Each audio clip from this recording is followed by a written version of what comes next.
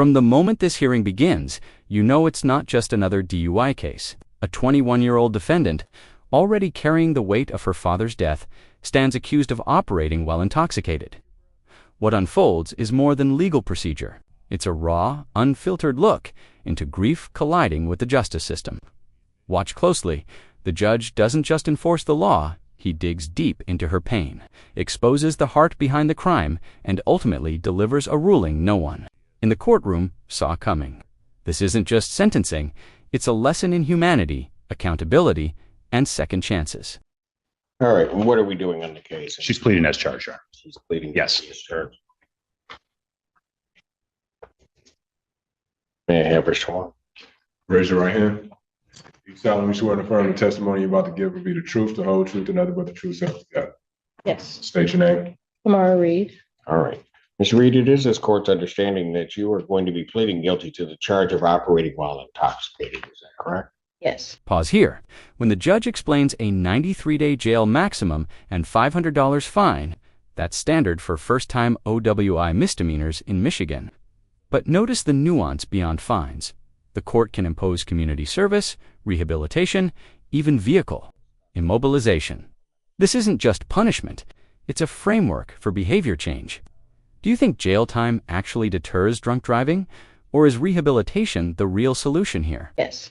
That is a misdemeanor punishable by up to 93 days in jail, $500 fine plus court costs. Understand that? Yes. The court could also order any community service or rehabilitative service if the court deems necessary. The court could order your vehicle immobilized, could order you to pay the costs of the prosecution as well as the cost of any emergency governmental services. You understand that? Yes? Yes. All right. Still wish to plead guilty? Yes. And to that charge, how do you plead?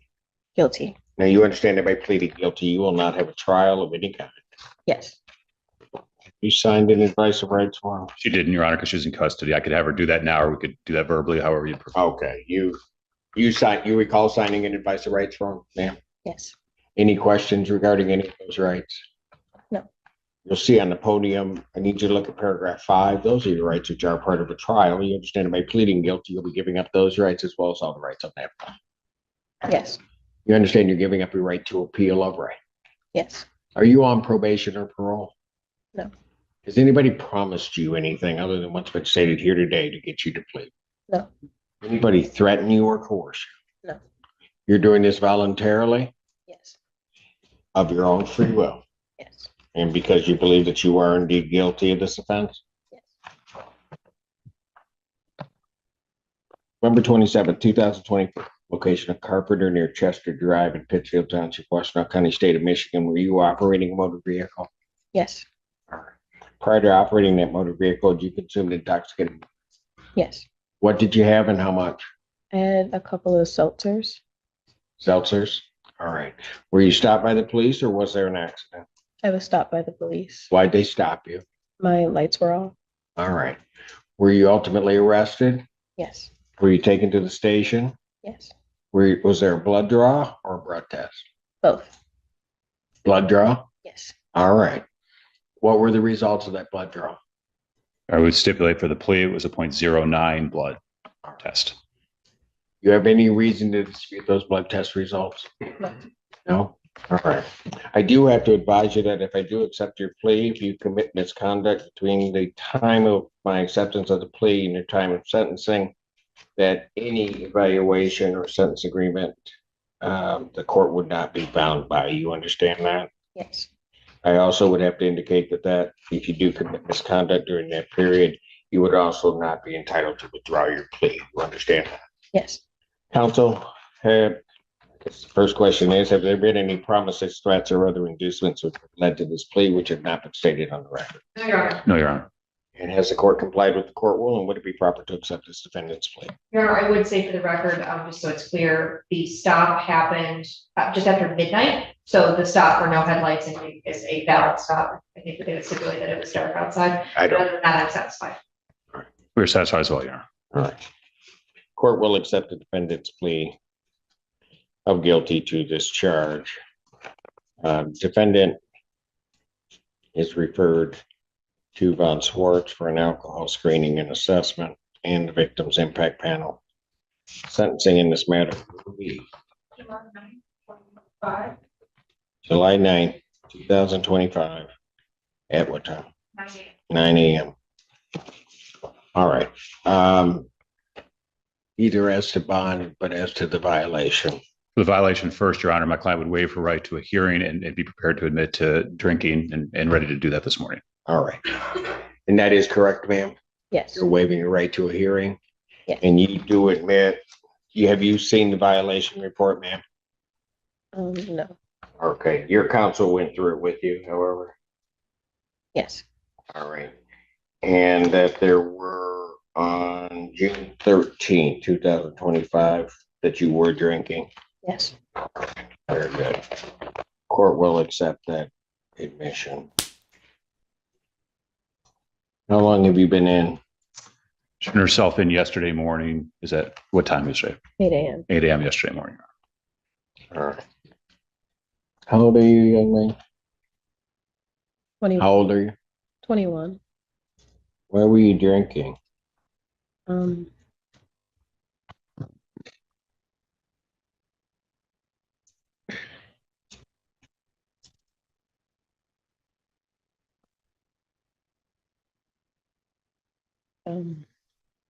sorry.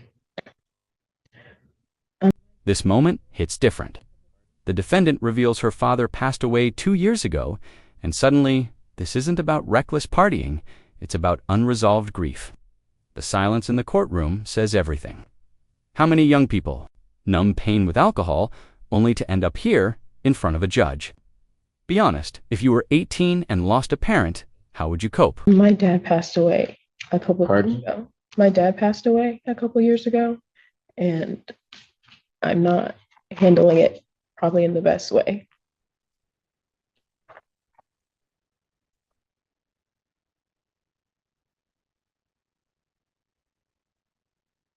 So you were 19, 18. 18 when he passed away. Yeah.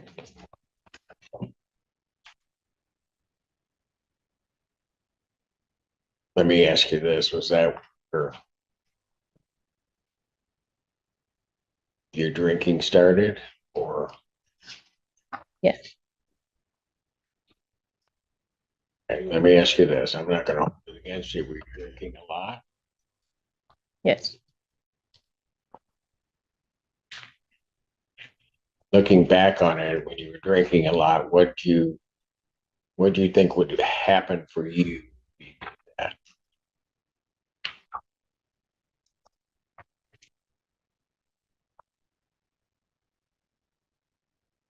Probably don't know how to answer that question. I mean, Yeah. that's a tough question, isn't it? Suffice it to say, young lady, it would kind of make you forget and have the pain go away a little bit, right? Yeah. Okay. So,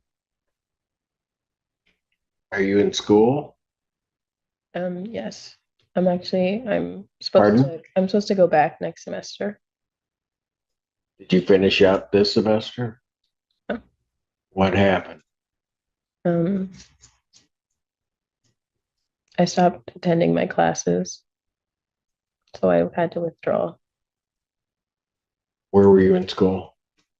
It's my sophomore year, At what school? Eastern Michigan.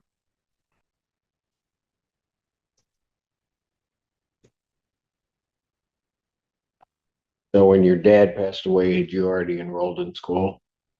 Yes. And you made it through how many semesters after that?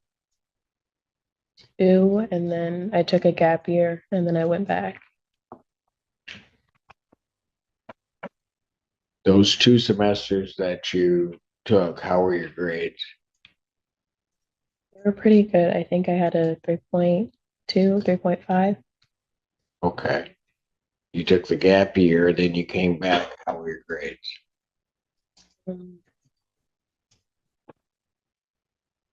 Okay, I think I had like a 2 point. Pardon? I think I had a 2.8 when I came back.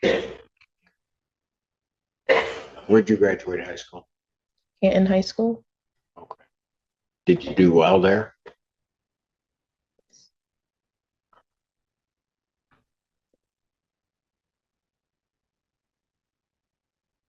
You got siblings?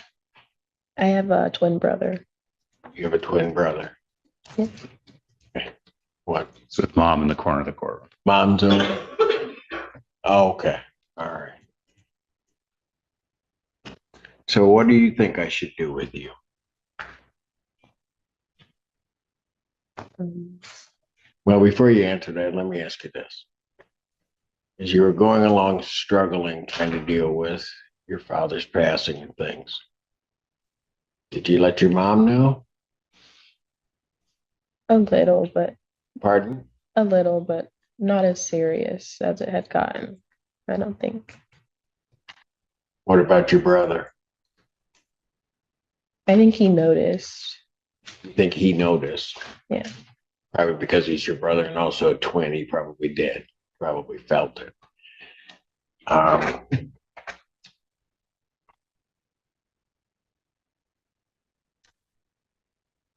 Did you reach out to anybody? I've been seeing a therapist weekly. You were? Yes. Okay, so how long have you been doing that? I was seeing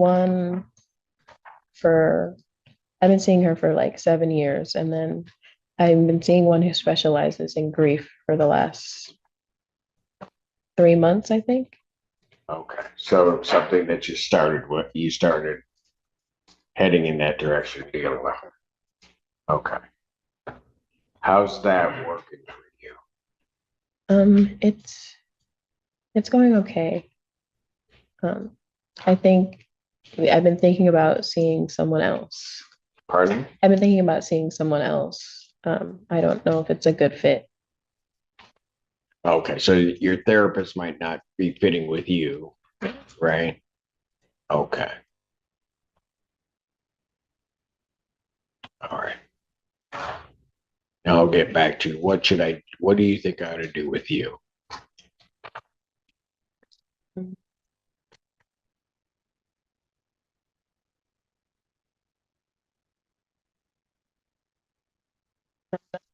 Sure, I guess whatever punishment fits.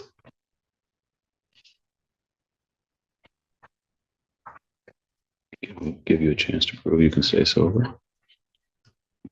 Yeah. A chance to prove I could stay sober, I think. You think you can? Yes. That wasn't real confident the way you said that. I want to, and I think that I can.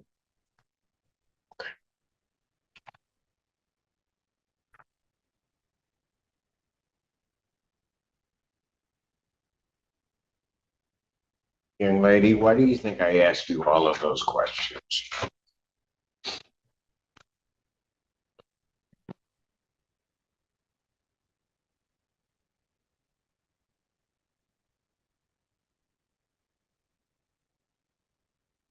See why I did it, I guess. Watch closely. This isn't your typical grilling. The judge isn't trying to break her down, he's piecing her back together. By connecting grief to behavior, he's reframing the entire case. Judges rarely reveal personal stories, but when he admits losing his own father at 16, the energy shifts. Suddenly, this courtroom feels less like law and more like therapy. Does that make him biased or brilliant? Here's the thing that you don't understand and are just beginning to kind of explore. Grief is a horrible thing in a lot of ways. It becomes real bad if you don't deal with it. It kind of just sits there, and then at some point, while you try to sort of bottle it up and push it down, it somehow or another just all of a sudden begins to explode. Right? And then at some point, because you're not dealing with it, you're kind of out of control. And then it becomes harder. At the beginning, you probably could have told somebody, but by that time, you don't tell anybody because it becomes hard to explain, right? And it becomes real difficult to, no matter how close somebody is, and talk to anybody because they're not, you don't know if they're going to listen or they're going to take time to listen. And the reality of all of that is what you want is you just want that hurt and other things to disappear, right? Were you close to your dad? Yeah. Something's gonna.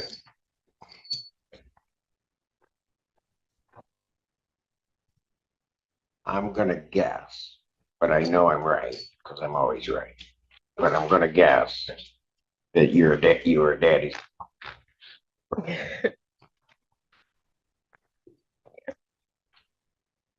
All right. Look, more than anything, and I'm going to tell you, I don't always talk about myself, but I'm going to tell you why I asked the question. Here I sit all these years later. I lost my dad when I was 16. So when I'm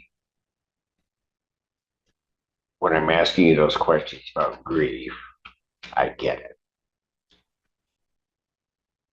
Okay. I'm going to let you know that if you find a way to kind of deal with it, you're going to make it through it. Okay. I didn't know your dad, but I can almost bet that he'd want you to make it through. He wouldn't want you trying to do this, trying to deal with all of this on your own. Okay. So in the interim, how am I going to keep you sober? Here's the twist. The judge doesn't just sentence, he prescribes a path forward: therapy, school, family. He spots her mom straining to watch, her twin brother standing close, and uses that to remind her she's not alone. This isn't soft justice, it's targeted rehabilitation. But be real, should every defendant get this level of empathy, or is this judge going above and beyond? Young lady, there's just right now, and partially because of the age you are, partially because of what you've been dealing with, a lot of things in life are real confusing right now, right? You're not sure the next step that you're taking, what direction that's going to head or what you're going to do, right? Okay, here's a suggestion I'm going to make to you. I want you to take whatever steps you're taking slow. I'm watching your mother over there. She's goosenecking trying to look over Miss Pilara's head, but your brother has been right all up in it. Okay. What that tells me is you got a family out there that'll just love you, they'll support you. And if you hadn't told them, probably after today, they'll sit for whatever time and just listen to you. Okay. And as you let it pour out to them, and I'm going to tell you, it's going to come out wrong. It's going to come out crazy. You may think yourselves crazy as it's coming out, but just let it come out. Okay.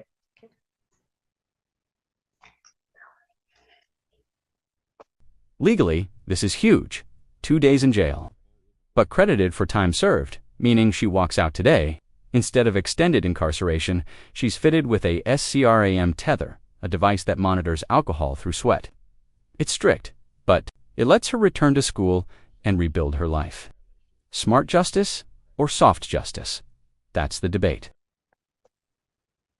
Here's what I'm going to do. I indicated defendant is admitted to violation. I don't think it does any good to keep you incarcerated at all. All right. So I'm going to sentence you on that violation to 2 days in jail, credit 2 days use. I'm going to let you go. I am going to, however, order that you report over to the Department of Community Corrections. We're going to put a SCRAM tether on you. Okay? You got that? Yes. All right. You are going back to school in the fall. That might have sounded like a question. It wasn't. Okay, and that you can take that as an order. You're gonna go back. You're gonna just sort of walk that journey through life and do that, okay? You hear me? Yes. Be kind to yourself. Think about that. After years on the bench, this judge knows punishment alone doesn't heal. It's self-forgiveness that breaks the cycle. You can see the relief in her face and in her mom's. This isn't just the end of a case. It's the start of a recovery. And I'll sign that SCRAM order and we'll get you over there. All right, young lady? Thank you. Thank you, Your Honor. Well, you're welcome. And most importantly, sometimes what you just have to do, you just have to be kind to yourself. Okay? Okay. Got it? Yes. Thank you. All right. Take care. Thank you, Your Honor. Thank you. You. Mom, guys, take care of yourselves. So here's the takeaway. One young woman's DUI turned into a masterclass on grief, resilience, and restorative justice. The plea was accepted, the bond violation addressed, and instead of extended jail time, the court chose structure and accountability, SCRAM monitoring, mandated therapy, and a return to school. Some call it leniency, others call it hope. What do you think? Did the judge get it right? Drop your thoughts below, hit like if you found this breakdown eye-opening, and subscribe for more real courtroom moments where law meets life. I don't know if you heard that, but he's getting out today. You're welcome.